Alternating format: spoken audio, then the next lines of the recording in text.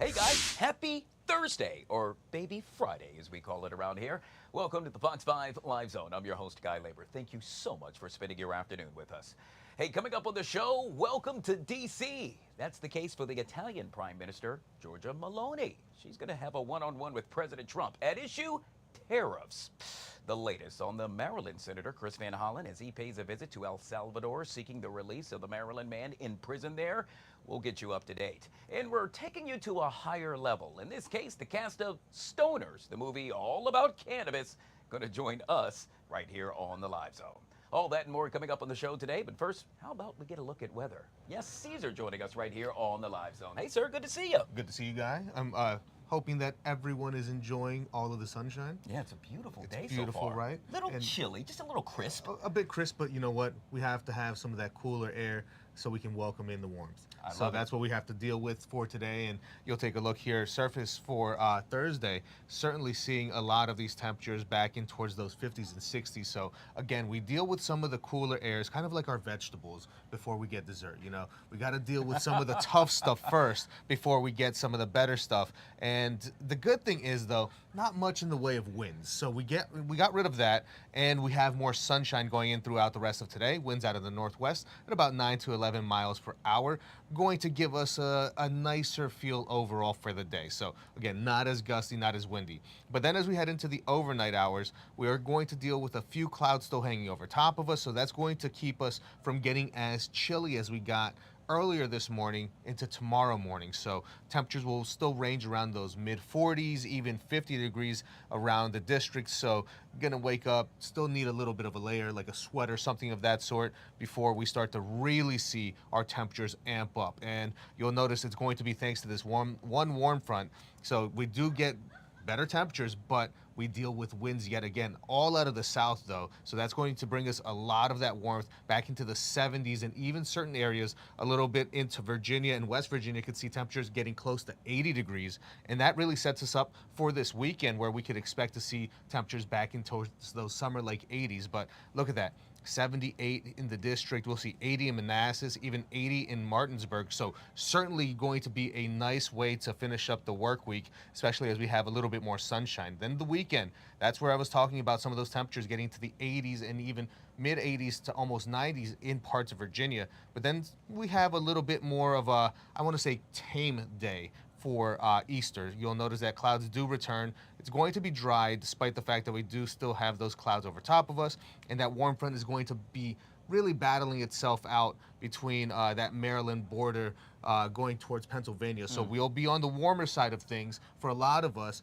but a few spots could still be back into those 60s. So we got to keep that in mind, especially if we're being outside, doing any Easter egg hunts or lunches out with family, things like that. You got to keep that in mind. It is going to be potentially a bit on the cooler side just by a few miles. So really is going to be a fine line of where we see those 80s. But most of us will continue to see that temperature trend increase. And then as soon as we always see the warm air really settling in for us, it's followed by rain. And that's what we have in the 7-day forecast here. So right after a perfect Easter weekend, Monday, we are expected to see our next system push through a little cold front, bring out a lot of the moisture that comes in with this. So we'll see some showers towards the afternoon, but temperatures will remain in those mid 70s, not only for the first day of the new work week, but continuing in towards Tuesday and Wednesday, as well as cloud cover slowly starting to erode, so we get more sunshine. So those mid 70s actually feel a little bit more decent. I'll take that any day of the week. I got to tell you, the best part about this forecast that I'm taking a look at right now,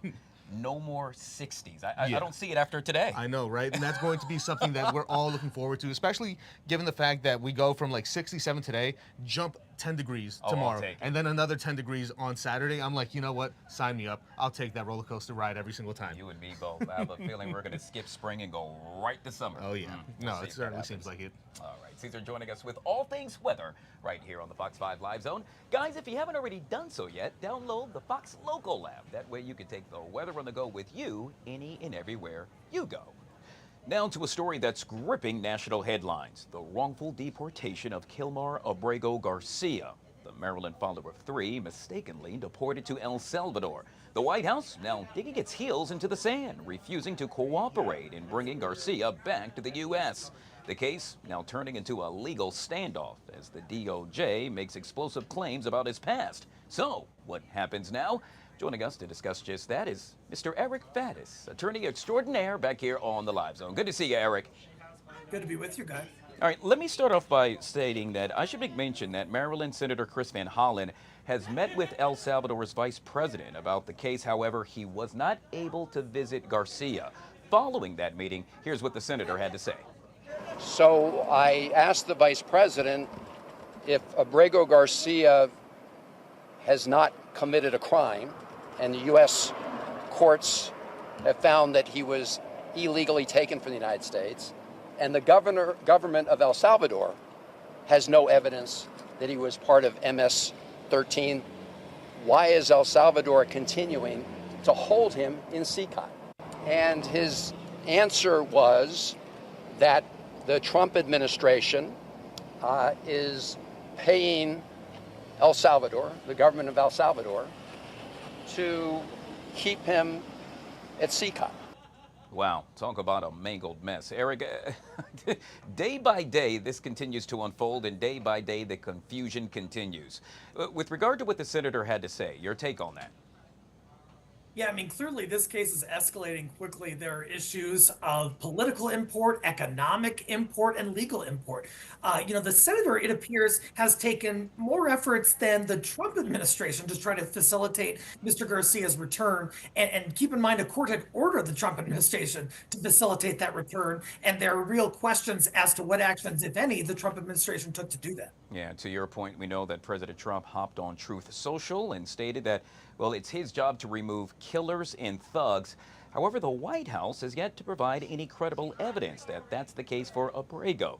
In essence, they couldn't say that about him in court, could they, Eric? Well, from reports that I've seen that I think were very recently disclosed, it sounds like the Trump administration's position is that Mr. Garcia had on some clothing that they thought may have been associated with MS-13. There was, I guess, a confidential informant who gave some kind of report associating Mr. Garcia with MS-13, but there has been no finding by a court to that effect, and certainly the court, or excuse me, the administration could try to present evidence in support of their arguments, but that is yet to be seen, and the courts are kind of asking the Trump administration to do something. Yeah, let's talk about his wife. In this case, we know that she has acknowledged that she had filed a temporary protective order against him 4 years ago, but, well, said that they had worked through their issues. We also know that she has stated that she was in a previous relationship to which she experienced domestic abuse. Is this the administration trying to, in this case, try the case in the court of public opinion? As you mentioned, Guy, Trump had issued a post on Truth Social saying, they're trying to get killers and thugs out. And I think they're trying to make a case to the American people that Mr. Garcia was somehow dangerous. I would note that Mr. Garcia, according to the reports I've read, doesn't have any criminal history, doesn't have any criminal convictions. That domestic matter resulted in a temporary protection order, but that was later dismissed. And Mr. Garcia wasn't convicted of anything there. And so what it appears is that a person with no criminal history and rather dubious ties right now to MS-13 is being held against his will in an El Salvadorian prison, and the government of America had really effectuated that happen. All right, we know the Trump administration now pushing hard to scramble a federal judge's decision to move ahead with expedited fact-finding to help figure out whether the government is complying with her order. In doing so, they're asking the Richmond-based appeals court to wipe away her order. And we also know that they're appealing for another order for the judge issued last week that requires the administration to, in essence, take all available steps to facilitate his return. We know this has to be answered, if you will, or responded to by 5 p.m. as of today. How is all of this going to play out, Eric? This is a rather uncommon measure that the judge has taken, because the judge is essentially saying, hey, I'm considering discovery which means interrogatories that are questions under oath, possibly depositions, to determine what actions the Trump administration has taken, if any, to comply with the judge's ruling that they have to facilitate Mr. Garcia's return. This could get very dicey. We could see executive branch officials and even Trump administration officials being placed under oath and being asked questions about, hey, what did you do to comply with this court's order? Surely the Trump administration will appeal that, and it will continue to go up the chain until there's a final answer. All right, Eric. Well, yet again, we have been speaking with attorney extraordinaire Eric Faddis, joining us right here on the Live Zone. We're going to take you now to the White House, where apparently the president is holding, it appears to be a press conference, one that was somewhat unexpected. We do know that the Italian prime minister will be joining the president later today. Let's take a listen in to see what the president has to say. I think simply we have to talk. She and believes find in the ourselves. president. She believes in the president. Also, and find ourselves in the best middle way to grow together. That's why I'm here. So, if I wouldn't think it's a reliable partner, I wouldn't be here. We have a very good relationship together, and as countries, we have a very good relationship. To follow up, Mr. President, what if there is not a trade deal with the EU by the time of the end of your 90-day pause on reciprocal Oh, there'll be a tariffs? trade deal, 100%. Oh, well, you think there won't be? Of course there'll be a trade deal, very much. They want to make one very, very much, and we're going to make a trade deal. I fully expect it, but it'll be a fair deal. Are they on your priority list? Everybody's on my priority list. Mr. President, do you plan to meet with the President at EU? Say it. Do you plan to meet with Wait, the wait, one at a time, please. No. No. You, and then we'll go. Do you plan to meet with the President of the EU, Ursula von der Leyen? Do you plan to have other meetings with EU leaders as well? Many. We had a meeting yesterday with Japan. As you know, we've had numerous talks, very, very at the highest level, frankly, with other countries. Yeah, we're doing very well, and we're moving along on trade very well. The United States was ripped off and taken advantage of by every country in the world, practically. I mean, I have to say practically, but just about everyone. That's not going to happen anymore, but we're going to make fair deals. Given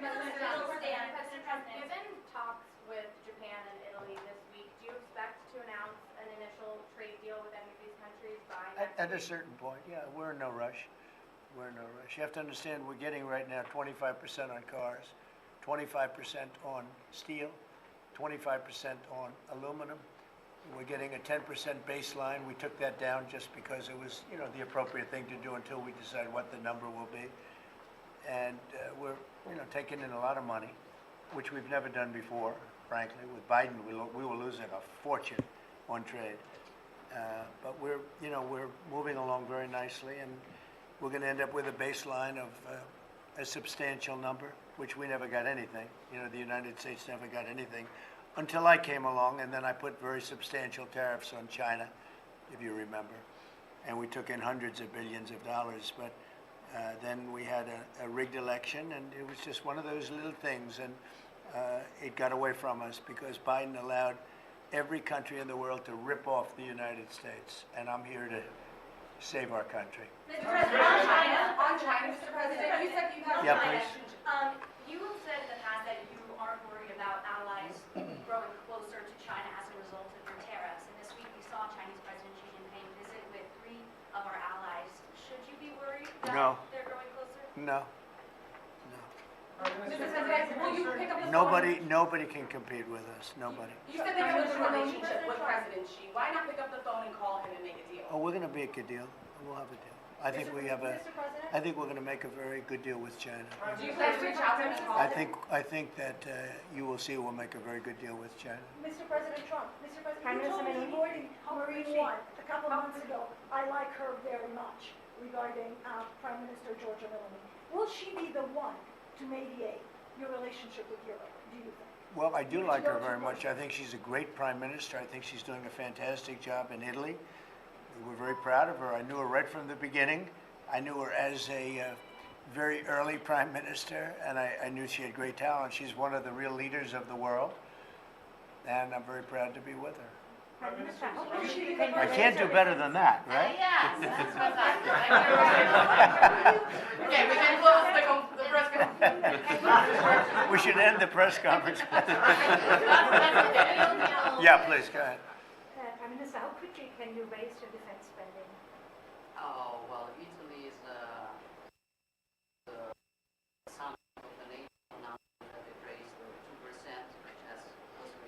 It'll go up. It's Yeah. yes. It'll go. And then Europe, Is it enough, as Mr. you know, President? and It's then never enough. Europe, as It's you know, never. Europe, as you know, is committed to do more, is working on tools to allow and help the member states in increasing the defense spending. And we are convinced that everyone has to do more. Prime Minister, are you ready?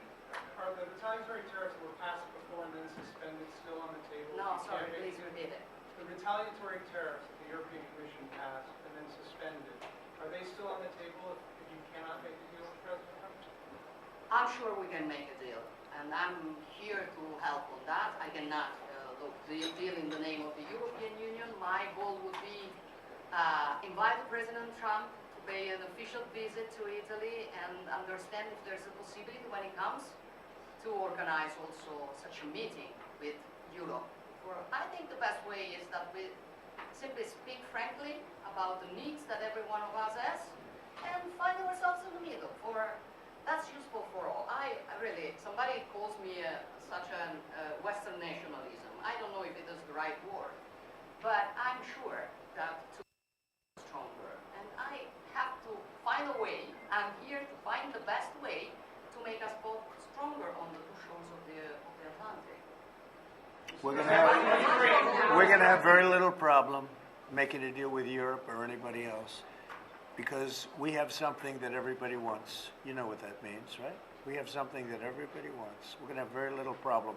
So we'll see you in a couple of minutes. We'll be right there in the Oval Office. Thank you very much. Thank you, Press. Thank you, Press. Thank you, guys. Thank you.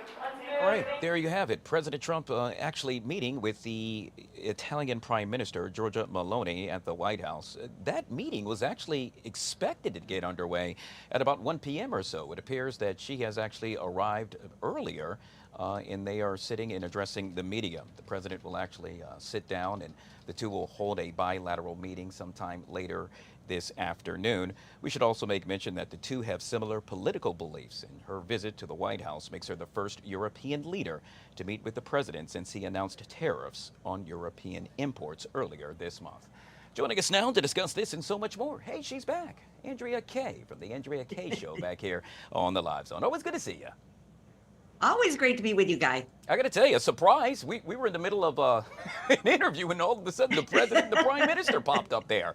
A little bit early, but never a dull moment, if you will. And we always welcome what he has to say with regard to providing it for our viewers. Now, with what was said, I'm curious, your take on the tariffs that continue to be an issue. We know that the Fed chair, Mr. Jerome Powell, stated that it continues to disrupt the markets, if you will. That, well, pretty much enraged President Trump, who then, in so many words, said he can't wait for Mr. Powell to leave that position. What say you? Well, first of all, we don't have time to get into a whole discussion about the Fed and whether or not the Fed itself should be abolished. But for a man who claims that he is, bipartisan and he's not political and he's not going to, let politics sway him, why did he decide, as the head of the Fed, why did he decide to weigh in and make such defamatory comments about the tariffs? We're getting our butts kicked in trade deficits all around the world. We have such a national security risk given the fact that we don't make any of our pharmaceuticals and none of the materials that are needed for our military operations are made here. We cannot continue on this track as a nation where we manufacture nothing. And on top of it, not only do we not manufacture anything, we're getting our heinies kicked on tariffs. And if tariffs was such a bad thing for the countries that are imposing the tariffs, why is it that everybody else has tariffs but us?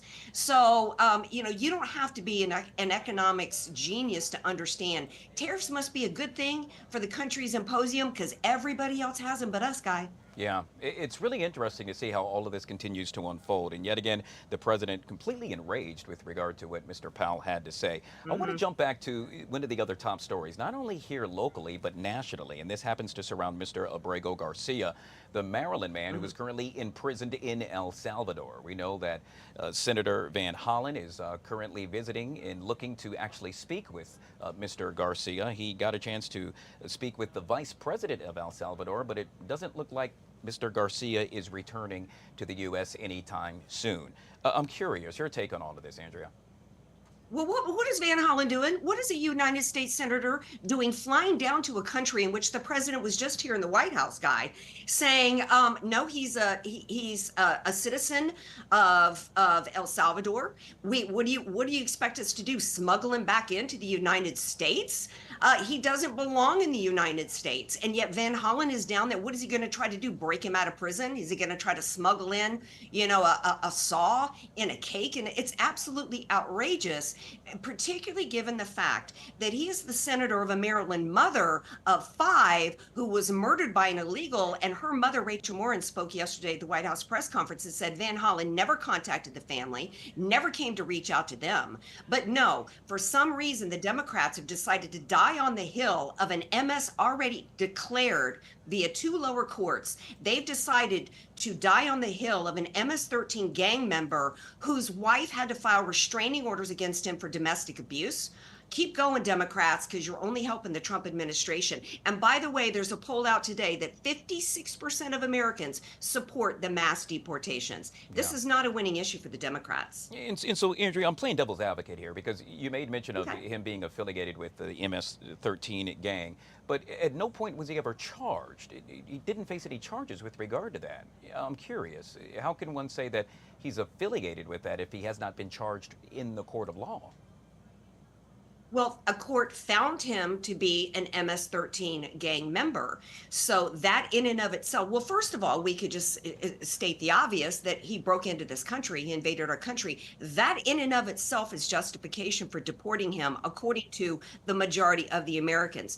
When you get to the fact that he has already been designated as an MS-13 gang member, President Trump, who now has declared Nicaragua and MS-13 as terrorist, that makes, he doesn't have to have gone and committed a crime under the guise of, hey, I'm here as an MS-13 gang member committing a crime, like maybe he beat his wife in the course of being an MS-13 gang member to qualify for deportations. So, we can try to play this. The Democrats want to play a game of semantics. They want to play a game of technicalities, all to defend and try to actually go and retrieve a man who should have never been in this country in the first place. And as Stephen Miller said, look, there is no outcome in which this man is ever going to live in the United States again. If he came back across the border, he would again be deported. Yeah, it's going to be really interesting yet again to see how this plays out. I have a feeling that just might happen with regard to the U.S. Supreme Court. I guess we'll have to wait and see. Andrea, we'll end with this, and that is China now looking to take the trade war to a new battleground. Guess where? America's TikTok, if you will.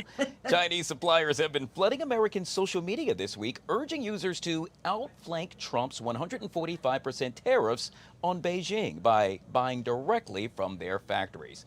Is it TikTok to the rescue? Well, look, I would just caution, I don't have a TikTok account. I think we talked about TikTok before, Guy. You start an account, I'll follow you. I'll start an account and I'll follow you, and you can follow me back. But look, buyer beware. This is what I want to say about that, because there's a whole lot of scams all over all the different social media apps. I don't think this is the solution. I think Americans, if you're worried about high consumer prices or any increase in prices related to the tariffs, why not buy American? How's that for a solution? Absolutely love it, and we absolutely love you. Folks that want to get a chance to check out your show, how would one go about to do so?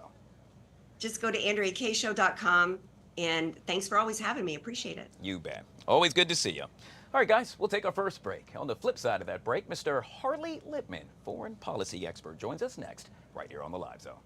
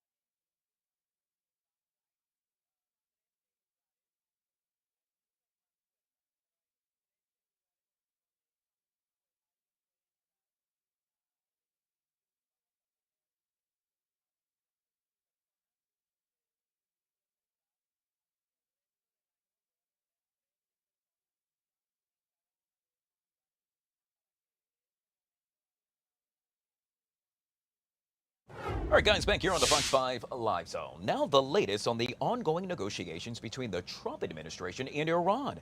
In what many are now calling an about-face, we now know that the Trump administration demanded Iran to eliminate its nuclear program. The switch to a more hardline policy is likely to make it much harder for both parties to reach a negotiated agreement.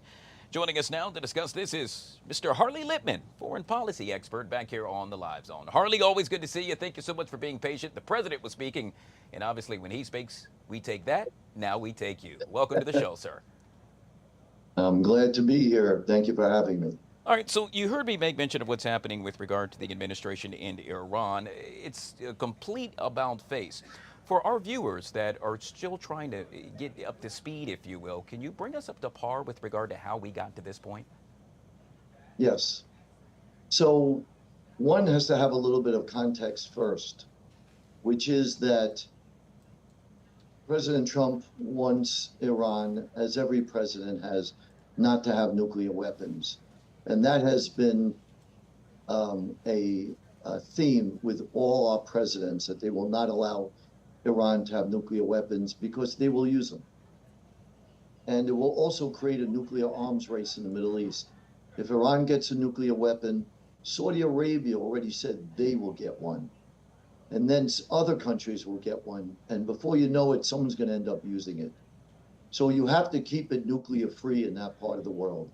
That said, we have to realize that unlike the United States, where if you make an agreement, it's understood that you're going to honor your side of that agreement, as you expect the other side to. That's not true with Iran. They will not honor a nuclear arms deal whatsoever. And it's not possible to verify. It's naive to think that you can do that. They've already proven it and made a fool of Obama and Biden by not letting in UN inspectors to look at their nuclear facilities. They have lied to the UN countless times, and the UN, which is not friendly to America or Israel, has said Iran lies all the time. So trust is impossible. We've learned that they only use agreements to get what they want out of it, and then they're going to cheat and lie to continue their goal of being a nuclear power. And the problem is that Iran will sign a nuclear deal, and it'll be a catastrophe for the United States. It'll be Obama 2.0.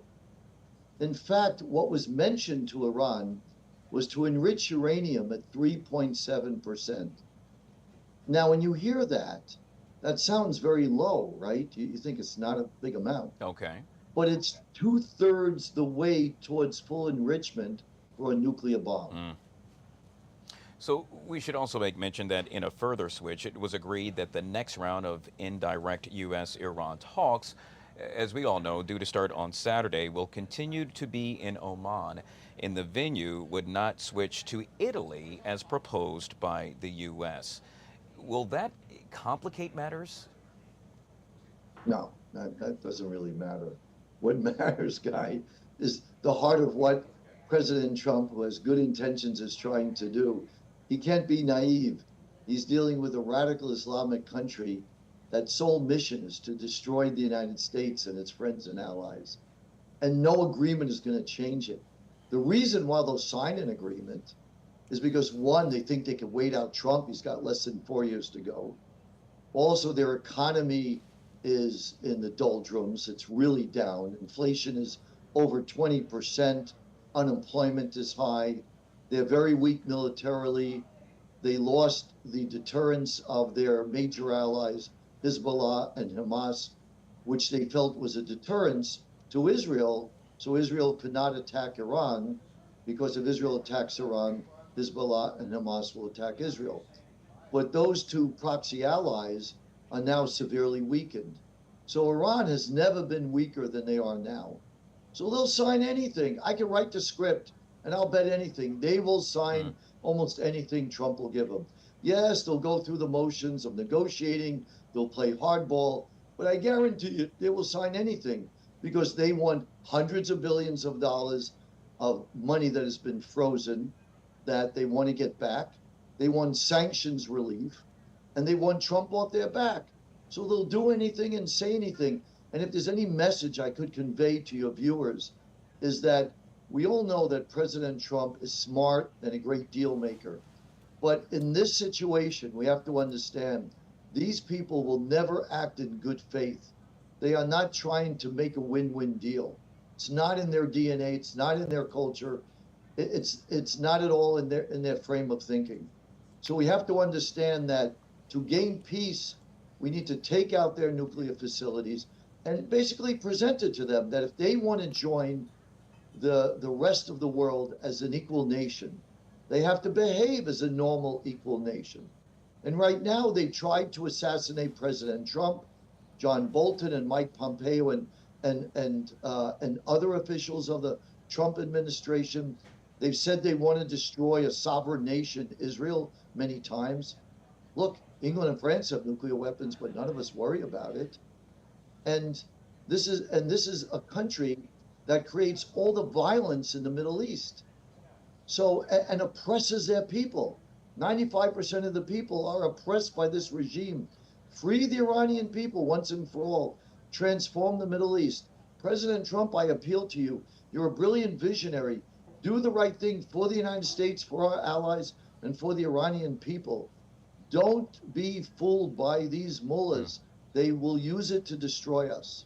Mr. Harley Littman, foreign policy expert, joining us right here on the Live Zone. Truly appreciate your commentary, sir. Thank you very much. All right, guys, we'll take a quick break and we'll be right back.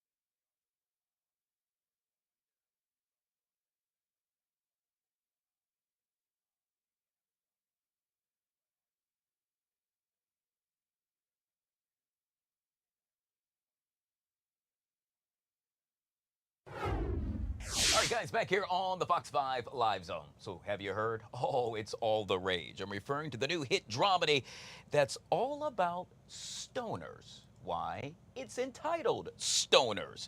The movie, which is dubbed as a fresh, funny, and heartfelt movie, follows the lives of four young friends united by their love of cannabis. But wait, there's more. Those who see it will experience themes of family, love, protection, loyalty, and real-life action, all are wrapped up in a comedy and gripping storytelling. Critics are already calling it the 2025 Friday. Joining me now happens to be two of the stars of the movie, Paul Pablo Jerry, known as Joey in the movie, and Tyranny Franchet, and she's known as Jada. And with that, I gotta say, dudes, welcome to the show. Hey, thank you so much. Hey, man, it's a pleasure. It's a pleasure. This is just so cool. So walk me through, first of all, as to how this came to be, and then do tell me all about the movie. Oh, Man, well, you want to start them off? oh yeah, sure, I will. Well, Stan, our amazing EP and writer and creator of Stoners, he reached out to all of us and basically handpicked majority of the cast, about 95% of the cast, to come on. I know with me specifically, we talked for years about this. He said, "Hey, I have a movie. I want to put you in." Right. I was like, "Send me the script," and he did, and we did magic from there. Paul, it's just so And interesting I was the because same way. go ahead, Paul. I was the same way. He had told me, hey, I got a movie I want to put you in. I like, Stan, man, what type of movie you got? When he said Stoners, I was reluctant. When I read the script, I said, you know what, I could play this off. I said we can kind of manipulate, the weed and everything in the movie. And when he selected me, I was in LA studying with Dorian Wilson and a lot of other actors for a show. And I read the script and I said, Stan, this is it. This is beautiful. Yeah. For critics to call it the 2025 Friday, that's a big deal. I mean, that's a lot to live up to. Yeah, I believe we have a classic on our hands, though. There's some amazing artists that's attached to the film, some incredible talent. Myself and Paul, along with Terry Goofy Jones. We got Jeff Shelley as a lead as well out in Houston. We have Nucci in the front porch where we filmed. So we're super excited about this classic because we know for a fact that we're gonna make the DMV proud. All the nuances, the writing, the storytelling, right? The places we shot at. Yeah. And I want you to touch on that because I'm thinking about that, and it's to my understanding that you all shot at various Black-owned small businesses right here in the DMV. Yeah. Right here in the DMV. Shooters, like that scene you shot when we were running in with the shirt. Shooters let us shoot there. They gave us clothes. We shot at Salvera Dispensary in Bowie. We shot at so many different places right here, in the DMV to show. Even the National Harbor, that scene you shot on that balcony, that was the National Harbor. So we did a lot of stuff right here in the city. Tyranny, I got to ask you, typically when you shoot a movie, and correct me if I'm wrong, but you're probably around the cast a lot. And so with that being said, most of the time they become your brothers and sisters or your biggest arch enemy. So I'm hoping you can tell me all about the cast and your relationship with that bond you have with them now after shooting this film. Oh, graciously, I did know a few of the cast members, so we had a great relationship ahead of filming on set. But there were a few that I had not known. But when I tell you, we merged and meshed as a family. The director was amazing. The cameraman, shout out to Cricket and Five, they were phenomenal on set. All the crew, the cast, like we merged as a family. There was moments for real breaks because there was real partaking on set. Right. But yes, we definitely forged a family on screen and off, and I absolutely know that the audience is going to see that. It's going to translate on camera. It's about those group of 4 misfits. When I tell you we are locked in, right. And we just help each other and have each other's back through all the crazy moments and the trials and the tribulations that happen throughout our experience. So yes, we did forge a family, and I have amazing brothers and sisters for life. Yeah. By the way, that's why we wanted to do this via Zoom, so I wouldn't get a contact high. I got other segments I got to do. Paul, with you have been acting for quite some time now, and I'm curious, with this venture, what does this separate from the others? It definitely pulled me out of my comfort zone a lot, because like I said, I don't smoke weed or anything, so I had to kind of pull from my friends and, ask them, how they hold the blunt and, how do stoners dress? How do they walk? So as an actor, you're pretty much retelling a real life story in a real life situation. And to put myself in Joey's character, there's a lot of stoners out there. They're late for work. They're always high. They don't take responsibility. They be crashing cars. And I just had to put myself in the mindset of a stoner and what motivates a stoner. What does a stoner think about when he wake up? Weed. What do you think about when you go to sleep? Okay, where am I gonna get my next fix from? So I kind of had to indulge in the life of a stoner. Yeah, and you all are getting set to kick off the movie premiere right here in the DC area at the Regal Royal Theater in the nation's capital. It's all going to go down. Oh, I just see this. April 20th. I wonder why. It's happening beginning at 5 o'clock. 420. Yeah, yet again, I wonder why. The red carpet starts at 5 o'clock. The official screening and the film kick off at 6:30. Immediately following the premiere, the celebration continues with an after party at Carolina Kitchen in Hyattsville. This is just really cool. We are encouraging everyone to show up and show out, cannabis free, if you will, and take part in the premiere. Right. How can folks find out more information? Yeah, they can follow all of our platforms. They can also go on Eventbrite to find the tickets. And this is not a movie just for stoners. Everybody can enjoy this from all walks of life. It's not just centered around Right. cannabis, but it is obviously has those nuances in it. But anybody can enjoy it. And we just encourage you guys, like I said, to follow us on our Eventbrite to purchase the tickets. And my socials is Tyranny Frenchay Official. And Paul, if you want to give yours. And you can follow me on Instagram at Paul, Paul, the letter C, Jerry. And like you said, this is for everybody. We had grandparents and grandmas, grandpas. They enjoying the film. Man, I have a bigger knowledge of the drug game or people going from doing cannabis to doing it the legal way because it's a business and cannabis is like a product, and people really learn a lot of life lessons from this. Yeah, this is yet again really cool. Putting the DMV on the map in a major way. Yet again, we've been speaking with Paul Jerry, also known as Joey in the movie, and Tyranny Frenchay, and she's known as Jada. I truly appreciate you guys coming on the show today. Thank you for having us. Thank you, You're guys. welcome. Appreciate you because we rocking guys. stoners. We rocking stoners. And with that, we'll take a quick break, and we'll be right back.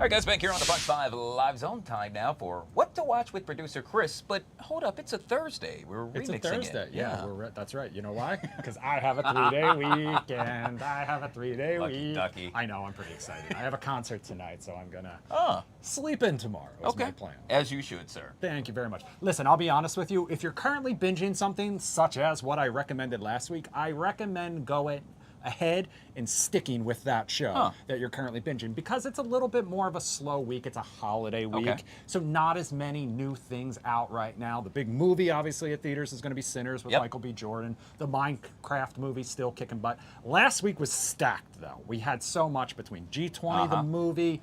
We had the new season of The Last of Us, Handmaid's Tale. Keep going on all of those if you are. However, we do have some new stuff, because we always have new stuff. And we're starting off with a new Apple TV Plus period comedy/drama. It's called Government Cheese. This stars David Oyelowo, who is, I mean, an award-winning actor. You know him from things like Selma, where he played MLK. So he's supposed to play a man recently released from prison. This is set in the year 1969. He's looking forward to reuniting with his family. Doesn't quite go the way he planned. Things have changed since he was incarcerated. In the meantime, he has come up with an idea for an invention that he thinks is going to change the game and get him back on the right path. Also stars Bokeem Woodbine, who I absolutely love. If you've never seen Old Dads, he's phenomenal in it. He's been in a million things over the years. I love the fact that he is having kind of a career resurgence. The first 4 episodes of this one are out now on Apple TV Plus. Government Cheese. It is probably one of the weirder titles I've ever talked about.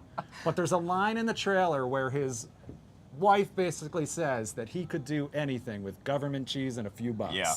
So it'll make sense. I wonder if you check it out. Getting good reviews though. Oh, really? Okay, I was going to say hard reviews, because, you know, government cheese is supposed to be hard. But don't I tried. Rim shot. All right, next up, we've got again, dark comedy. It's called Number One Happy Family USA. This is streaming on Prime. This is from Rami Youssef, who had his own show for a while. This is an adult animated series. Now, it's about an immigrant Muslim family named the Husseins, and the series premiere is set on September 10th, 2001. So if you are a student of history, you know what happened the next day. It was a little bit of a tough time to be an immigrant Muslim family living in New York and New Jersey, which is where this is set. So it's a little close to home for some people, admittedly, but it is a satire, it is a comedy, and it's streaming on Prime Video now. We also have the 3rd and final season of the show Jane on Apple TV Plus. That premieres tomorrow. This is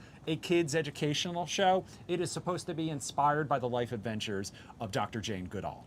So it's a very animal-based series as well. Next up, we've got the season 2 premiere of The Rehearsal. This is on Sunday. This is on Max. This will be after The Last of Us. If you're familiar with Nathan Fielder at all, he is like a comedian's comic. He is a very unique individual. I will just say this show is based around the idea that real people who have an uncomfortable situation or any real life issue, they can rehearse it with him. He'll stage it and they get a chance to rehearse it. It's very weird. It's a social experiment. If you like Nathan Fielder, you'll like this show. That premieres Sunday, HBO and Max. And then we have tonight the season 5 premiere of Law and Order Organized Crime. Oh, that's I tonight? talked about that yesterday. This is on Peacock now, debuting on Peacock for the first time. Stabler and Benson reunion for all the Law and Order SVU fans. It's a 2-part premiere. She's in both of them. Mariska Hargitay, Christopher Maloney.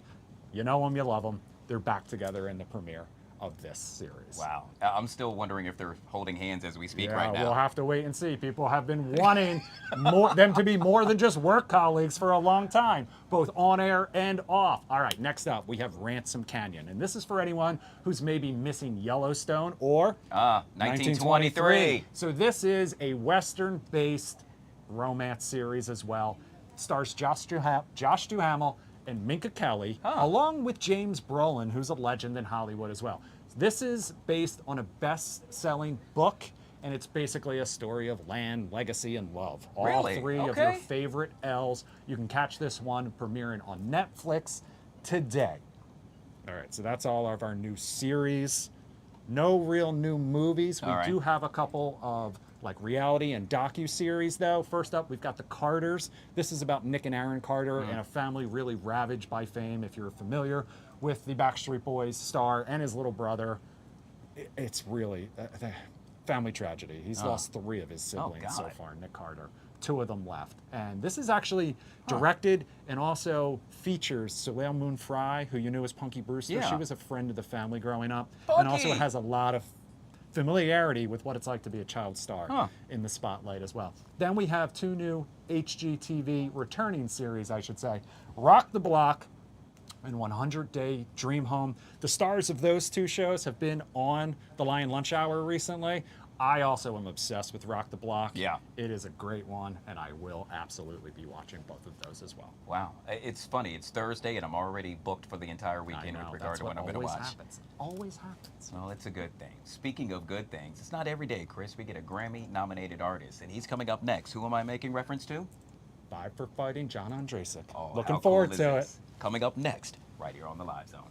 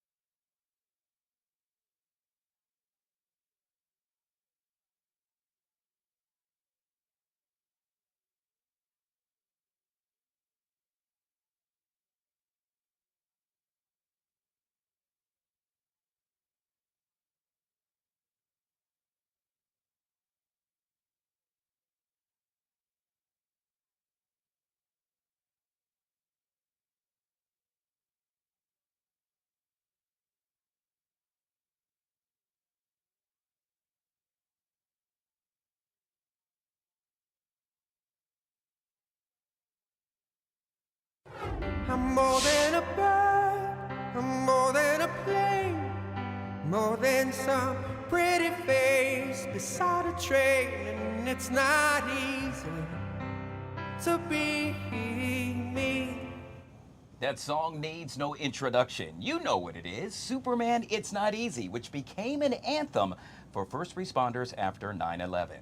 Now, that song takes on a new meaning. The man behind it all? Well, he too needs no introduction, Chris. Of course, he is Grammy-nominated artist Mr. John Ondrasik, fighting for five for fighting. You know why I say fighting for 5? Because as many times as I've seen that, I want to fight any and everybody that has something negative to say. Sir, welcome to the show. Well, thank you very much. Congratulations, Alex Ovechkin, for getting the goal lead. So 5 You for 5. jumped ahead about 5 questions, sir. We were just talking off screen about how, based on the name, you must be a huge hockey fan. Oh, congratulations to Alex and the Capitals. Yeah, what a wonderful experience was watching that. So it's just so funny. We're going to get to actually the song in just a second, but obviously it's all hockey buzz around here. You know, the Caps are now going to the playoffs. We're hoping we could bring that Stanley Cup right on back here to the nation's capital. Can I ask, or do you happen to be an OV fan, or are you rooting for the Capitals? Well, I'm a Kings fan, so hopefully we'll meet you guys in the finals. I would be happy. And whatever happens, my goal at the end is Ovechkin in another fountain with the cup, after a few beers, swimming in DC. That is worth the price of gold. And hey, anything can happen in the playoffs, and maybe the Kings and the Caps will be there, and I'll have to take a trip to DC and enjoy the festivities. Well, not only that, you probably have to write another song, sir. You are such an inspiration for so many people. I'm thinking about what you have done, and I'm thinking about the legacy in which you will leave behind. To know that you have literally changed lives with not only your words, but your music. What does that mean to you? Guy, it's very humbling to have a couple of songs that 25 years later, still seem to impact people. Certainly, Superman being one of the songs that recognized their heroes in 9/11 was an honor of a lifetime. And the fact that these songs still seem to resonate and find their way, I think for any songwriter, that's kind of your dream as a little kid. But what I really appreciate is using these songs to really focus on the folks that deserve the spotlight, our hostages, our military families, our troops. And fortunately, we've been able to do that. John, what's the reaction been to this new mix that you just released that really shines a light both through the words that you've changed and the music video that you've made for it on that situation happening right now? Well, the reality is when you put anything out that kind of talks about what's happening in the Middle East, there's a twofold reaction. Certainly, my Jewish friends and particularly the hostage families and most of America is very grateful. They support the hostages who are going through an unimaginable burden. Here we are, 558 days of these hostages being enchained in dungeons, which is an outrage of humanity. And the family's very grateful that this video about their son Alone, who you see there, who's an amazing piano player, his piano sits in Hostage Square, I played Superman on it, is getting his plight shared. There he is playing the piano. But of course, when you put this out too, you get a lot of vitriol and you get threats. And the fact that you say free the hostages and people threaten your life shows that we are broken as a culture. But we fight through that. We stand with our hostages. The vast majority of America stands with our hostages. Mike Waltz, the National Security Advisor, just shared our video. The president has been on the side of Israel from day one, from October 8th. So I think what we need to do is stand with these hostages loud and proud, let them know that we have their back. And I look forward to the day soon that I will be sitting at that piano in Hostage Square with Alone playing Superman. I believe that will happen. Wow. Yeah, we know it's going to happen. We will speak that into existence. With regard to a song yet again, you just made mention of playing that song. Could we expect you to write another song once all of the hostages are released, perhaps focusing on just that? The last few years, I've been just writing about events. I wrote about Afghanistan when we abandoned many of our allies. That became a song for veterans. I wrote a song about Ukraine and went to Ukraine and recorded a song with Ukrainian orchestra. And then, of course, October 7th, I've written a couple of songs about that. So certainly, I hope I never have to write any of these songs again. They've been such terrible events. But I would love to write a song about good news, happy news, people coming home, sanity, peace. So let's hope the next song is something like that, because the last 17 months has been unbearable. And John, just kind of piggybacking off of that, music really does have the power to bring people together. So when you get the opportunity to perform these songs live in front of crowds, what's the reaction like then? People walk up and cry. People walk. Just our Jewish friends have felt abandoned since October 7th. That's because they have been, particularly from the arts. I'm ashamed of my industry, frankly. We claim to be on the front side of human rights, Live Aid, Sun City, Concert for New York. But the silence from the arts on October 7th has been shameful. So many Jewish people, they will cry, they will come up. And I also will get some people screaming at me because they don't like that I'm advocating for the hostages. So, when you do that, you get both sides. Well, we're advocating for the hostages in a major way. Yeah, and if you don't mind jumping in, John, it takes a lot of courage in this day and age to kind of stand up for your convictions the way that you have with your music. And I follow you on social media, and I know you're very outspoken on there as well. Why do you think in this day and age it takes courage to be on the side of life or something? In this case, the hostages. That's a great question, and I think your question reflects the answer. I think we have a broken culture in many ways. We've lost our moral institutions. Look at the UN. I was very pleased that the president is deciding to defund the UN, which has been a cesspool of anti-Semitism.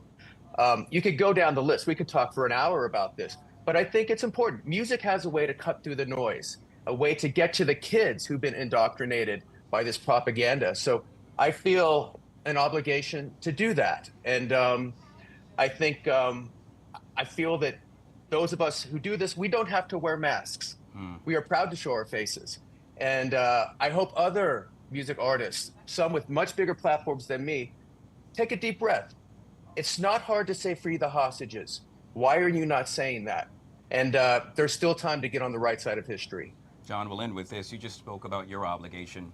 What about my obligation? I'm not an artist, but at the same time, I want to do my part. What do you think I can do in order to bring about more awareness and change? Thank you, Guy. That is a great question, because a lot of people, the vast majority of America supports a hostage, but they're like, what can I do? I'm helpless.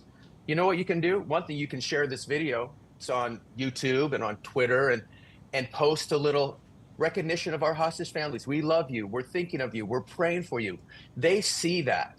We are the majority, but we're out kind of screamed by the radicals. So any gesture, see a Jewish person on the street, give them a hug, let them know that, hey, we're thinking of you. We got your back.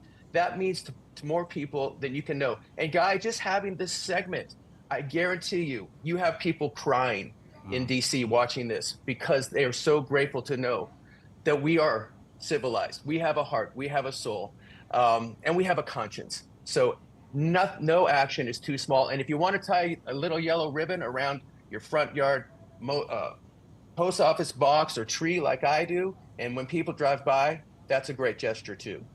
Wow, well said. Well said. Yet again, we have been speaking with Mr. John Ondrasik.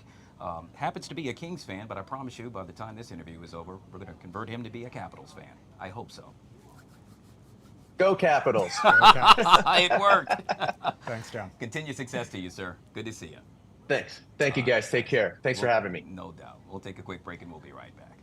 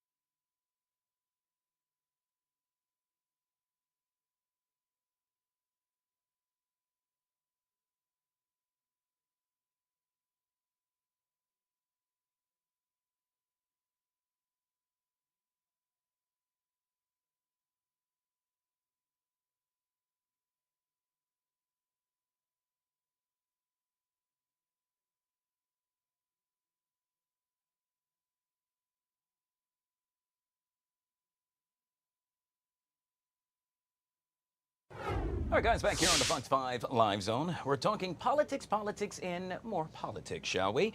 President Donald Trump lashing out at the Fed Chair, Jerome Powell, for not cutting interest rates and saying his termination cannot come fast enough. All this as Homeland Security Secretary Kristi Noem now threatening to strip Harvard University of its ability to enroll international students if it does not turn over records on illegal and violent activities.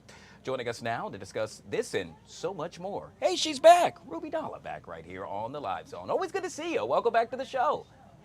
Good, good. How are you? I am doing just fine. Are you checking in from Canada yet again? I'm actually in the United States, in your country, in the city of New Orleans for a hoteliers conference called AHOACON, which is the largest hotel association, and it's brought together hotel owners not only from the United States, but from Canada as well. And I was one of the keynote speakers yesterday at an event called Her Ownership, which brings together women hoteliers from all over the United States. Wow, well deserved, and we truly congratulate you on all your success as you continue to do amazing things. I want to start with regard to the Harvard University incident. Obviously, this is not only affecting us Americans, but those that are studying abroad from other countries. As you heard me state, the Homeland Security Secretary, Kristi Noem, now threatening to strip Harvard University of its ability to enroll international students. At issue, well, them not turning over records on illegal and violent activities. This could affect the folks back there in Canada. Ruby, what say you? I think it definitely will have an impact. It's, you know, that Canada had a number of foreign students that came into Canada under student visas, but the previous administration, the Liberal government, had announced a number of measures to invite students, but there have been significant changes. Our election is taking place in Canada to elect a new prime minister and a new government on the 28th. So we will have to see which party gets elected and what their plan will be going forward to invite students into Canada and what the plan will be for immigration targets. So I think that the decision, you know, that has taken place at Harvard University will have an impact not only here in the U.S., but probably globally as well, because if students, you know, that are living in other countries know that they cannot come in to particular universities in the U.S. or Canada, I think that they're going to start looking elsewhere where they have opportunities. You just made mention of the Canadian Prime Minister. In this case, I want to focus on the Italian Prime Minister, Giorgia Meloni. She's in a rather unique position, currently at the White House meeting with President Trump. So many folks have stated that their political views align together. They favor one another. She has been called the Trump whisperer, if you will, and, well, it's been said that she has the Trump card. So there's hope that she can possibly facilitate a compromise with regard to Trump's tariffs. Do you think that's going to happen? Well, I hope that there are going to be, you know, a situation where there are equitable trade, you know, that is created amongst all regions and all countries. And it's always great, you know, to have women at the table and to have women as a part of that conversation. So I'm sure that there will be something productive that comes out with the meeting with her and the president. As a woman who always loved to support and champion women, especially in politics, I think that it will be a great step forward and hopefully will be the start of conversations that the United States can have with other countries, including Canada. Yet again, we are awaiting President Trump and the Italian Prime Minister to address the media from the Oval Office. When that happens, we'll bring it to you live right here on the Live Zone. We'll end with this, Ruby, and that is, well, typically in politics, folks try to play nice. Sometimes it happens, sometimes it doesn't. In this case, I'm making reference to former U.S. President Joe Biden. Well, he used his first speech since leaving the White House to, in essence, attack the work of his successor, Donald Trump. Without referring to Trump by name, Biden said the new administration had, quote, done so much damage and so much destruction in its opening weeks. I would argue that with regard to politics, Ruby, you see the same thing here in America that you do in Canada, and that is, well, one politician talking bad about the other. You know, you see that everywhere, but I always say, you know, having done many different types of election campaigns, you know, whether I was running as a member of parliament or whether I was running as the prime ministerial candidate, that is really important to put the people first, to put, you know, the policies first, and really talk about progressive ideas that are the need of the hour. It is very clear, though, that the president was elected with a very clear mandate by Americans, and he was also very transparent about what his agenda would be, both prior to running and during his campaign as well. So I think that Americans, you know, en masse voted for his agenda, and that's why I think that he has gone in with great confidence to be able to execute and implement the agenda that he was speaking about. I don't think that there have been very many surprises by the president in terms of his agenda, because he was very, you know, transparent during that process of his election campaign. Yeah, yet again, really interesting how all of this is playing out and will continue to play out over the next several years. Ruby Dalla joining us right here on the Live Zone, live from New Orleans. By the way, if you haven't had an opportunity yet, Ruby, make sure you try the crawfish there. It's truly amazing. I definitely will. We've been trying some Louisiana wings yesterday, and we're out visiting a number of sites yesterday at the conference, but definitely great city with some great people, and I'm enjoying my time here for the first time. Good stuff. Well, we enjoy you right here on the Live Zone. We'll chat soon. Pleasure. All right, guys. We'll take a quick break and we'll be right back.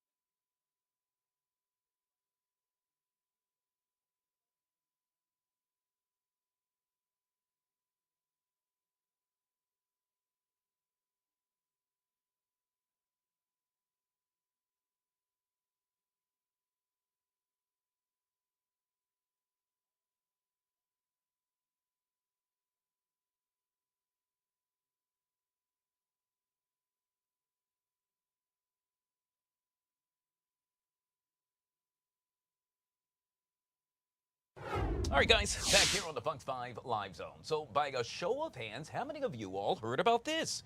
You see, Apple now cooking up a fully revamped health app. This project, codenamed Mulberry, will feature a new health coach. It's set to debut next spring. By the way, Apple's revamped health app will utilize much of the health data that the company already has on YOU. Some say it's a good thing, others say, well, it's too intrusive. You be the judge. Joining us now to discuss this and so much more is Mr. Ben Little. He is an AI health policy expert and former Fortune 500 CEO. Ben, good to see you, sir, and welcome to the show. Good morning. Thank you. So I got to tell you, a lot of folks are talking about this. For those of us who are still new to AI, if you will, it's hard to comprehend what AI can already do, let alone, oh my gosh, dear God, shall I say, it will soon become my doctor as well. Your take on this, sir? Well, first of all, I think a good way to think about AI in this context is that you personalize intelligence. So you can take the knowledge of medical books, you can take knowledge in medical journals, and you can put it through on a doctor's face. Okay, a doctor can basically have an AI of himself and use that knowledge. Going the other way, you can take the personality of your doctor and put it inside and create essentially a very smart avatar. So it's definitely, the technology's here. It works. It's pretty amazing to watch, and this is a good thing. I mean, in the whole, this is a huge step that we need to support, and I'll tell you why. What everybody forgets when they get scared of AI is we have a decline. We don't have enough clinicians. We don't have enough doctors. We don't have enough nurses, and we're losing them faster than we're gaining them. And so the only way we're going to continue to have the kind of healthcare we've had in the past is if our physicians and nurses and all the other clinicians get a lot more productive. Well, they can't work harder. They're already working all the hours they possibly can. So the only way we can get them more productive is to make them more productive by extending them through artificial intelligence. And that can be a very good thing for us. But there's some cautions, and I'll be happy to speak to those as well. Oh, but yes, in the do whole, tell. I'm very much in favor and encourage people to keep an open mind about this. Yeah, this is not only neat, not only cool, but truly, I would almost argue, out of this world. And it is happening right now. We know the new AI agent is being trained on data from Apple-hired physicians. Can you speak to that? Yeah, there's a lot of ways to train to basically create a doctor. And let me first of all clarify, when they use the term doctor, today that's not really true. That's not a doctor in your phone or a doctor on your AI. It's a medical advisor. Medical educator is a better spell. In other words, it's there for a purpose, and its purpose is to help you to do more self-care, to change your lifestyle, change your own behavior so that you're healthier based on the data it has. And the second thing is to be a better patient. So think about how the interaction we have today with doctors and hospitals and nurses is often not very productive on both sides. Well, part of these medical educators is helping us from our side as a patient go in there and be a much better patient, be able to inform them more quickly, succinctly what your needs are. So that's the thing. Now, as far as training, there are multiple ways to train a physician, and there's a lot of Apple's not the only one. There's hundreds of these experiments going on all over the United States. And we'll ultimately gravitate towards what the standard ought to be. And right now, one of my biggest concerns is that a lot of people that are getting into this don't really understand healthcare that well.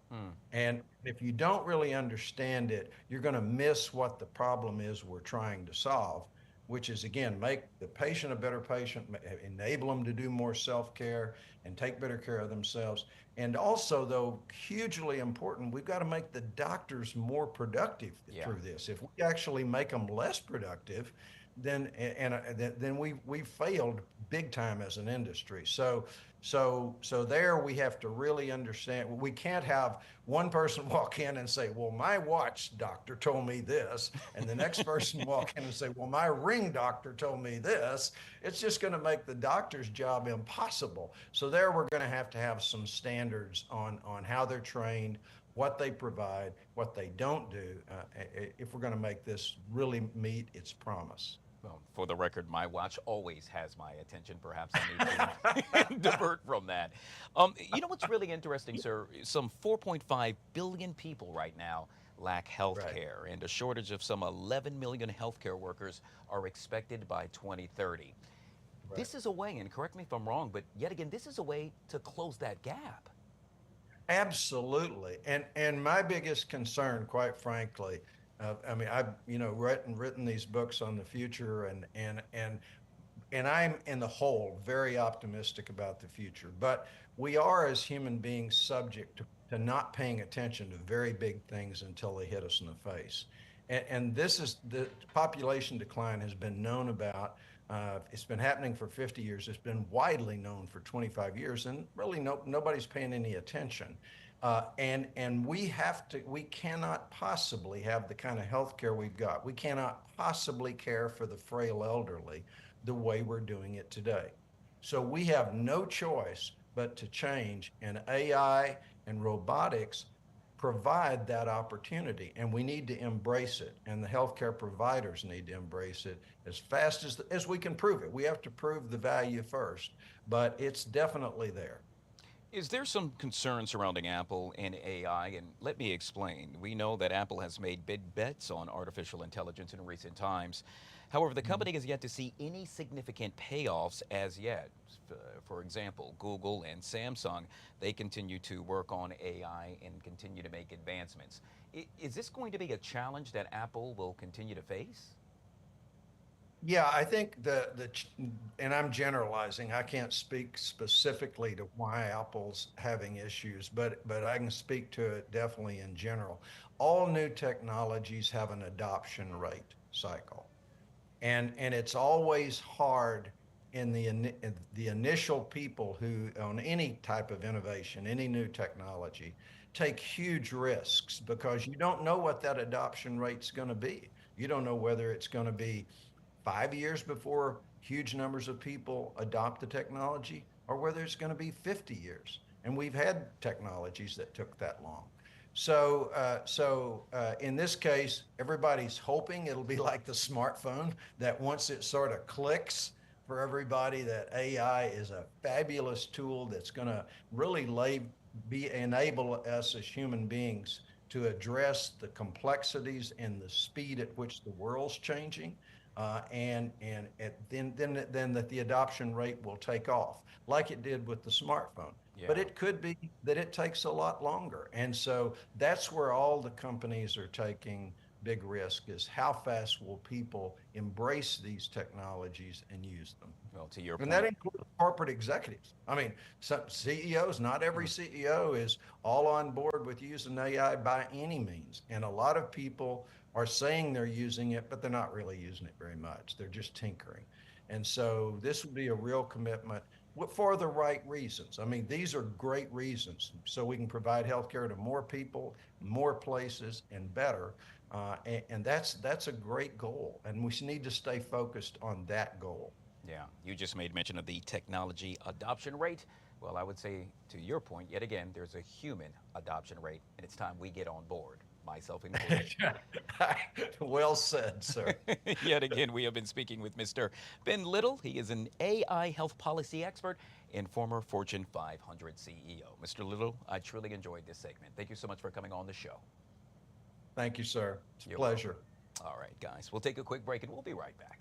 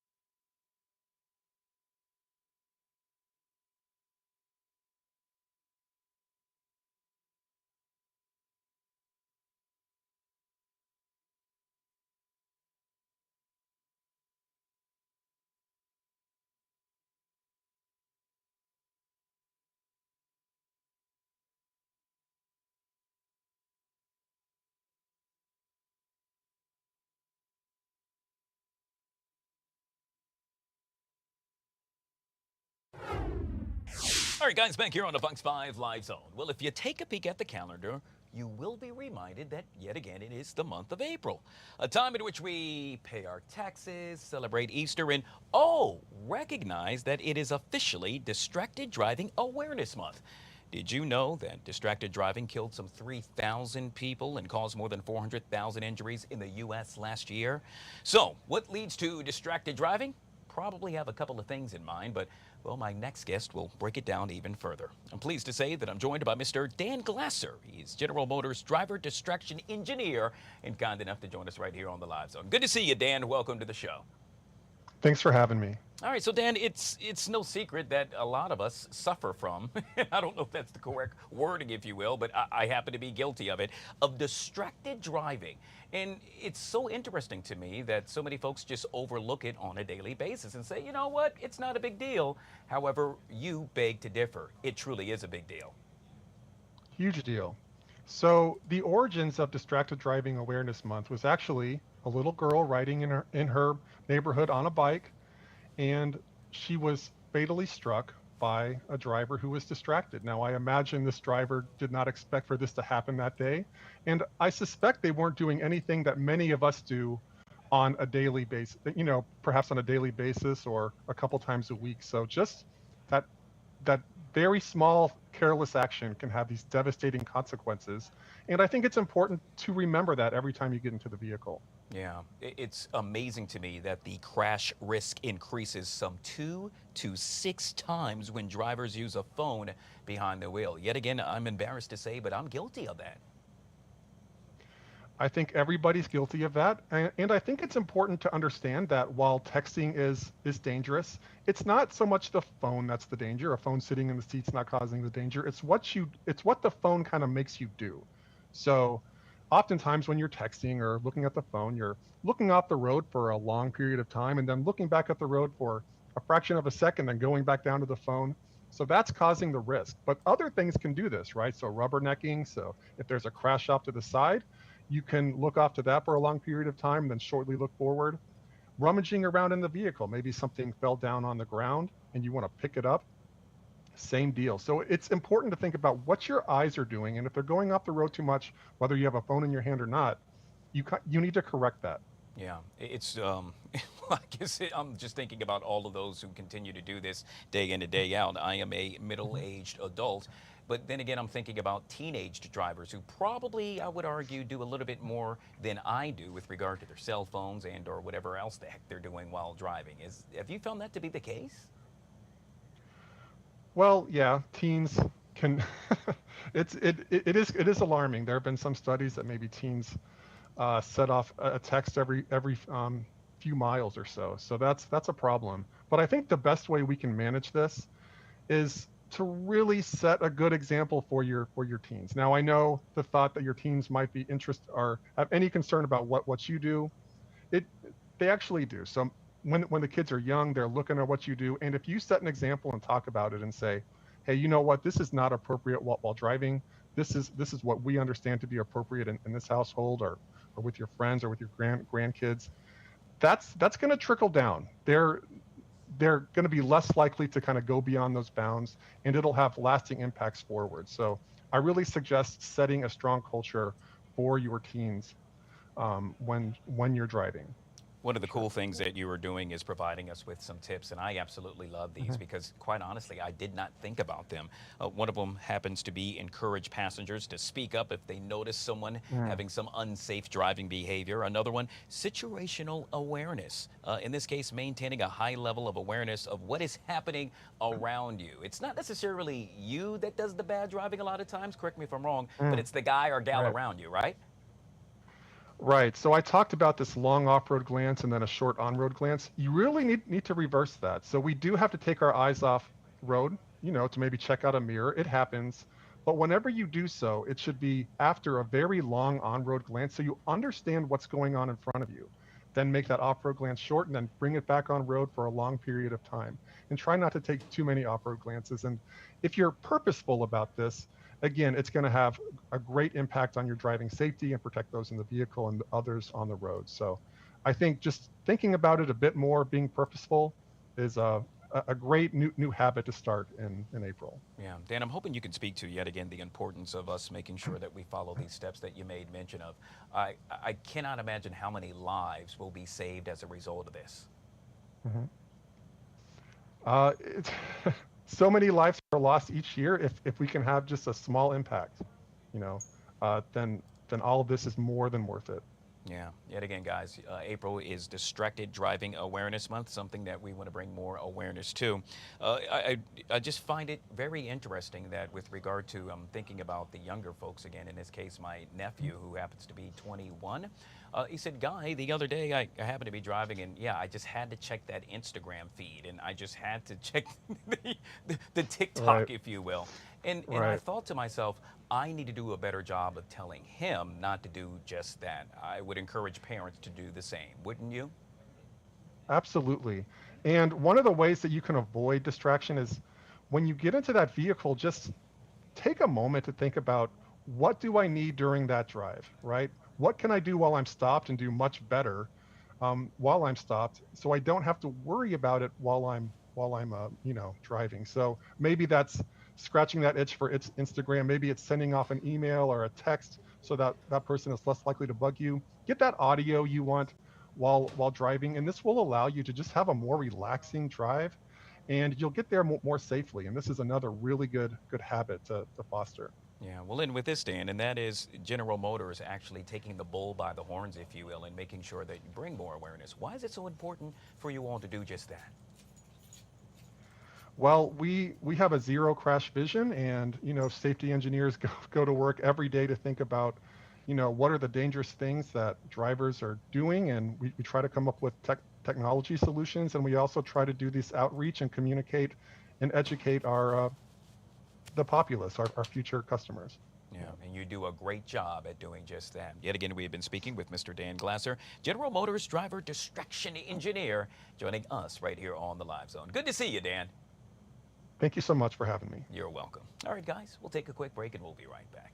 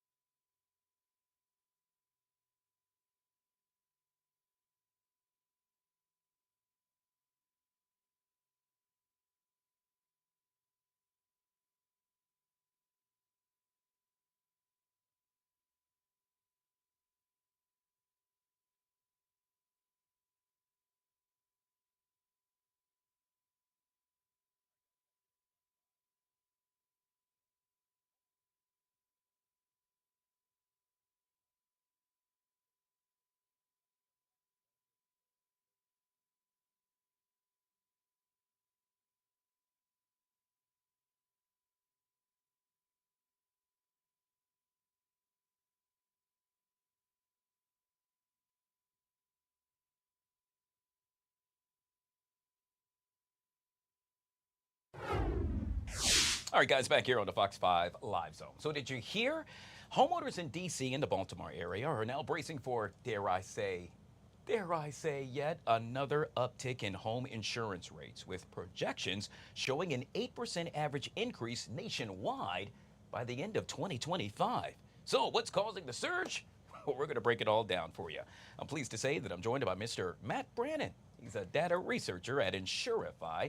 And I should make mention, Insurify has crunched the numbers to analyze how insurance rates are rising across the country. I can tell you he's also a very patient man, as we have tried to get him on the show time and time again. Matt, good to see you. I'm glad it finally worked out. Yeah, thanks for having me on. And it's an important issue, so I appreciate you taking the time to cover it. Yeah, so let's jump right into this. You heard me make mention of the 8% nationwide increase in home insurance rates. It's the million-dollar question. Why, sir?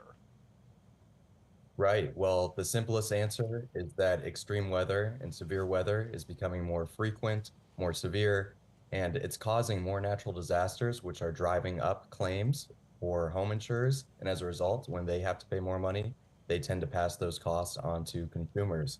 So there are many factors driving it overall, as inflation is another factor, the cost of building materials, but none of this would be happening to such a great extent if it weren't for increasingly severe weather. You know, you can see on the West Coast, there are wildfires. You see down south, hurricanes, and even across the Midwest, a place that we don't often think of as somewhere very affected by natural disasters. We see strong winds and hail really damaging homes out there, and it's causing home insurance rates to go up. So, Matt, I'm going to throw a zinger in here. Does that word tariffs have anything to do with this as well? You know, it's hard to get an idea of how tariffs could change things, but experts do say that it's likely that they could drive up the cost of building materials. And if that were to happen, then the cost of replacing your home or replacing damage, repairing damage to your home would go up. And as a result, insurers would likely raise their rates. There are some estimates out from the National Association of Home Builders that say tariffs on imported goods could raise construction costs as much as $3 to $4 billion a year. About 7% of home building materials are imported, so tariffs are likely to play a role if they are sustained. All right, so Matt, I got to ask you, which insurance providers in particular are really raising their rates most significantly? Well, the short answer is that almost all of them. This is something that we're seeing across the country. A few places to point out in particular are California, where you're seeing State Farm, the state's largest private insurer, trying to get a rate hike of around 20% in response to the wildfires there because they have taken on significant losses. In states like Iowa, we've seen Progressive get approval for a 35% average increase in areas. So it's going on in a lot of different places. Home insurers are very much trying to catch up to the losses that have taken place over the last few years in terms of large natural disasters. All right, man. So you heard me make mention yet again of this 8% rise right here. We know that's nationwide. I'm really curious, though, and I know we have D.C. and Baltimore, but specifically I'm thinking about D.C.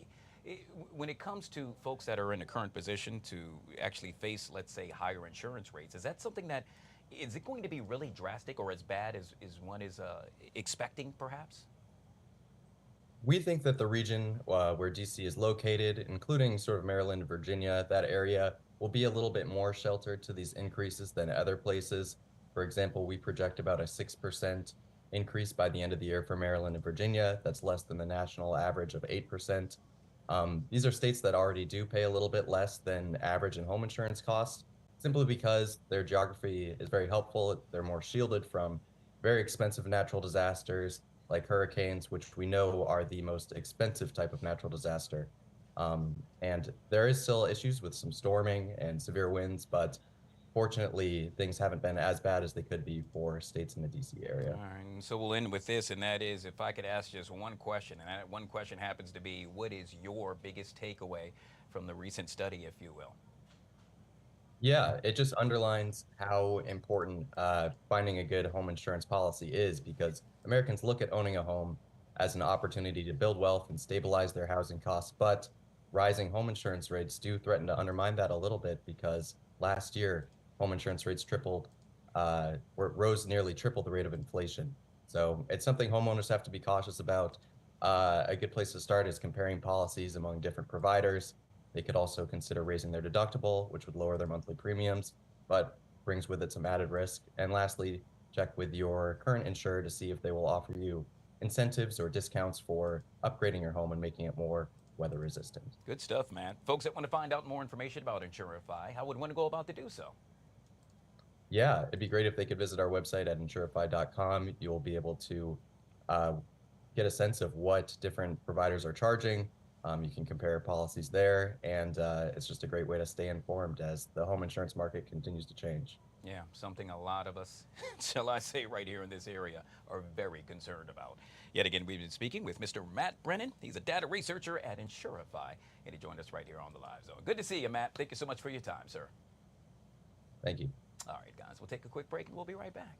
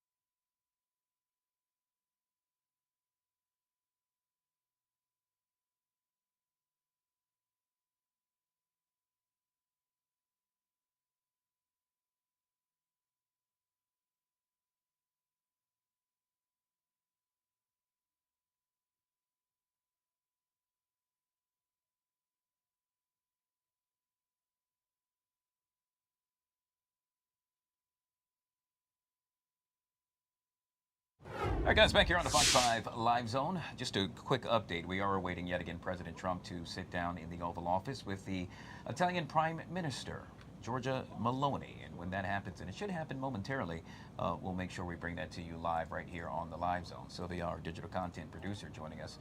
It's funny. Let's go ahead and bring that live shot back up, Amy, if we can, as we can continue to talk about it. You see it right there? Yeah. Here's the best part about this show, Sylvia. I ran to come and grab you for you to do your reporting, and guess what? We're going to hand it off to the White House yet again. So with that, we'll take it to the White House. President Trump joined with the Italian Prime Minister. Let's take a listen in. Thank you very much, everybody. And I've been briefed on the Florida State University, Tallahassee active shooting. I guess it's an active shooter. Fully briefed as to where we are right now. It's a shame. It's a horrible thing. Horrible that things like this take place. And we'll have more to say about it later. In the meantime, it's an honor to have the Prime Minister of Italy with us, Prime Minister Meloni, who's doing a fantastic job. I would say that she has taken Europe by storm and highly respected. Everybody loves her and respects her, and I can't say that about many people. And she's become a friend, and we really have a great relationship between Italy and ourselves. And we talked about trade. We talked about many, many things during our luncheon, and she'll be saying a few words, but she's a very special person, and it's nice to have you with us. Thank you very much. Thank you very much, Mr. President. Thank you for your warm welcome. Thank you for this occasion, which is a today is April 17, and April 17 marks the anniversary of the agreement that allowed Cristoforo Colombo to make his trip. And I say to remember how ancient are our ties, but also to remind that we both share another fight, which is the fight against the woke and ADI ideology that would like to erase our history. And as I know that we share lots of things on tackling illegal migration, on fighting against synthetic drugs. You know, Italy has been one of the nations that made a plan against fentanyl, for example. But we have been talking about many bilateral topics and things that we can do together, about defense, about economic, about economy, about space, about energy. Italy will have to increase its LNG imports, and also nuclear that we are trying to develop. I think there can be ways to work together, and the Italian enterprises will invest, as they've been doing for many years, as you know, in the next years, I think around 10 billion. That shows how interconnected our economies are. And that's very important, Mr. President. It's not only about Italy, it's about the entire Europe. The exchange between us is a very big one. Investments, trade. It's a topic that we are discussing in this week. But at the end of the day, look, somebody calls me, I was saying it before, such a Western nationalism. I don't know if it is the right word, but I know that when I speak about West, mainly I don't speak about a geographical space. I speak about a civilization. And I want to make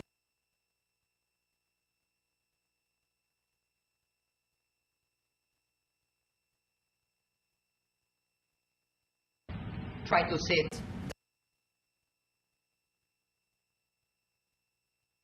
for having accepted an invitation to pay an official visit to Rome in the near future, and consider the possibility in that occasion to meet also with Europe. The goal for me is to make the West great again. Okay? And I think we can do it together. We can. We will keep on work on that. I'm going to close. I want to say only, I'm proud of sitting here as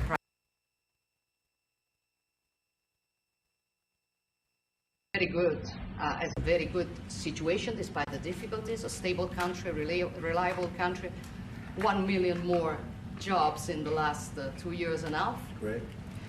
Inflation is going down, so you forgive me if I promote a bit my country, Yeah, but please. you're a businessman and you understand me. So migration flows going down 60%. Ukraine, I will close. Together we've been defending the freedom of Ukraine. Together we can build a just and lasting peace. We support your efforts, Donald. Good. Thank you very much. And I think we're doing well in that effort, but we want to get it done, and we'll see if we can. We want to save. On average, think of it, every week 2,500 people are being killed, mostly soldiers, Russian, Ukrainian soldiers. And if we can save those lives, that would be a very good thing. And so we'll see what we can do. And I think we're getting close, but we'll let you know very soon. And you've been very helpful. I appreciate it. Thank you. Any questions? Mr. President, on Jerome Powell, Mr. President, how much longer does Vladimir Putin have to respond to your ceasefire proposal before you put secondary tariffs or sanctions on Russia? We'll see what that will be.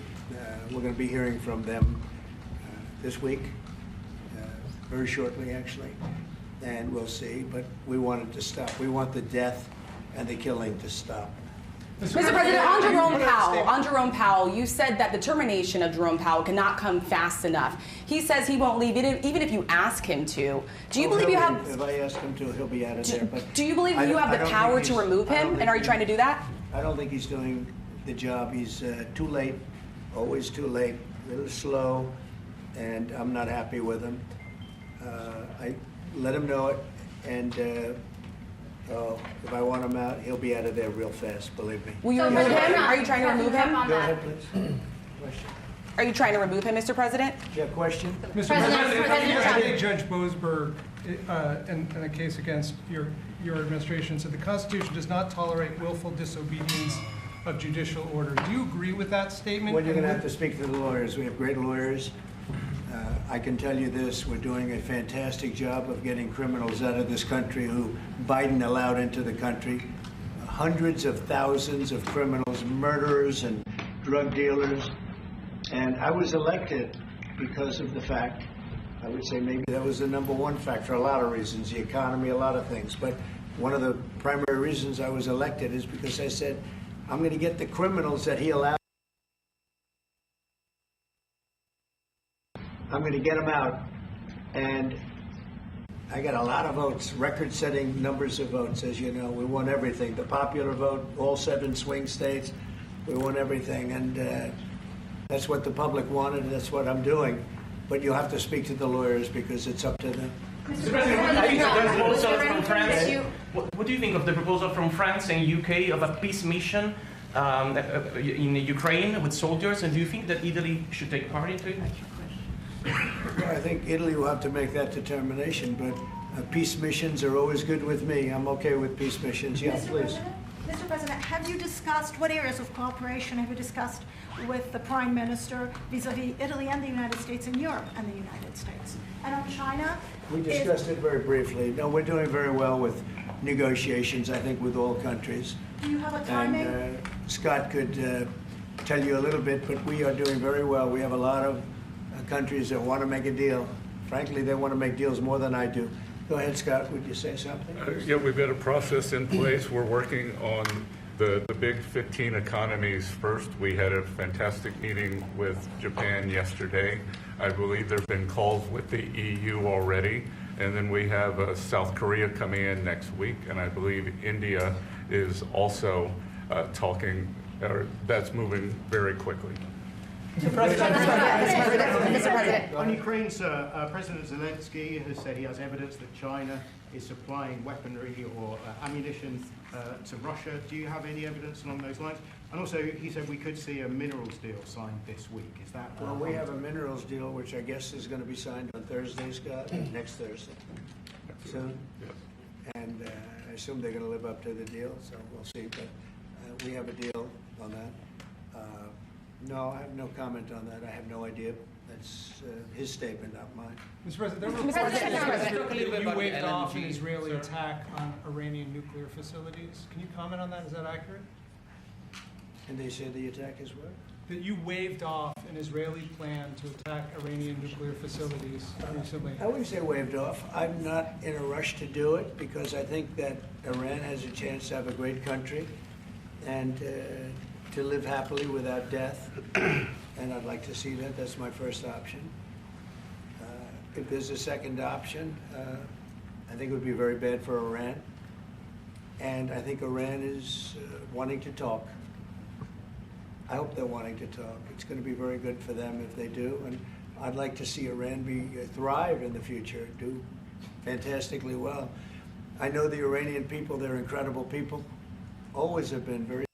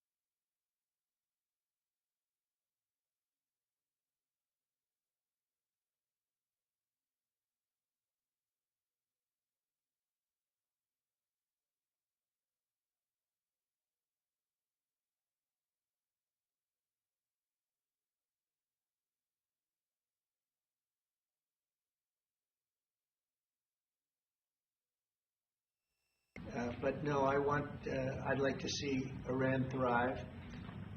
And they can do that, I think, very easily, or they can do it the other way, and the other way is not going to be good for them. It's going to be really bad for them. President Trump, what do you make of the NVIDIA CEO going to China? He met with trade officials there. Well, Jensen's an amazing guy. He's become a friend of mine, and I don't know, he's a person that's very proud of our country. He loves our country. I'm not worried about Jensen at all. Mr. President, if we're hold you in contempt, will you take steps to return Kilmar Abrego Garcia to the United States and put him in front of a judge? Well, I'm not involved in it. I'm going to respond by saying you'll have to speak to the lawyers, the DOJ. I've heard many things about him, and we'll have to find out what the truth is. But I will say this, you know, we were inundated by millions of people, many millions of people during the Biden administration. They say 21 million. And a big percentage of those are criminals, serious criminals. I'm not saying just criminal because they came into the border illegally. I'm saying they're criminals at the highest level, murderers. Many of those people murdered more than one person, and they're on the loose. And I was elected to get rid of those criminals, to get them out of our country, or to put them away, but to get them out of our country. And I don't see how judges can take that authority away from a president. We've done an amazing job. Tom Ullman, Kristi Noem, we have done an amazing job. Nobody can believe the job we've done. Far greater than what I said. I mean, I got elected on that, but we've done much better. We have right now 99% border. It's a 99%. Nobody thought that would even be, nobody's coming through our border practically. 2 weeks ago, we had 9 people come through, all for medical reasons. We allowed them, we brought them through because one had a heart attack, one had something else, and, all for medical reasons. We have a great border. We had a great border 4 years ago, but we have a border now that's even tighter, and we did that in a matter of weeks. And no, we have to, we need to get murderers and drug dealers and people that were in jail for horrible, you know, they released jails, Georgia, from all over the world. They released them, not just South America, all over the world, the Congo and Africa. Many, many people come from the Congo. I don't know what that is, but they came from the Congo. And all over the world they came in, opened their jails, Venezuela. Practically all of their prisoners released into our country. We took them because we had an incompetent administration called the Biden administration. And to think what they've done to our country. And I was elected to straighten that out, and I'm doing that. But we have activist judges that don't want murderers to be sent out of our country. They don't want killers and drug dealers and drug lords and people from mental institutions. They want them to stay in our country, I guess. I don't know, maybe that's the liberal way, or as they call it nowadays, the progressive way. But I don't think it's the way that our country believes, and that's why I won in a landslide. Mr. President, back on trade, Mr. President, back on trade, Mr. President, you did say that you are confident these deals will be done, but you also said that you're in no rush. Americans are seeing prices rise. They're seeing it on their bills. How long? All right, there you have it. President Trump addressing the media from the Oval Office alongside the Italian Prime Minister, Giorgia Meloni. The president touching on ABREGO GARCIA, stating in so many words that he doesn't see how a judge can take the authority away from him as president, surrounding all things pertaining to that man. You can continue to watch this as we stream it live on fox5dc.com in our YouTube channel. On behalf of my producer, Emmy, I'm Guy Lambert. This is the Fox 5 Live Zone.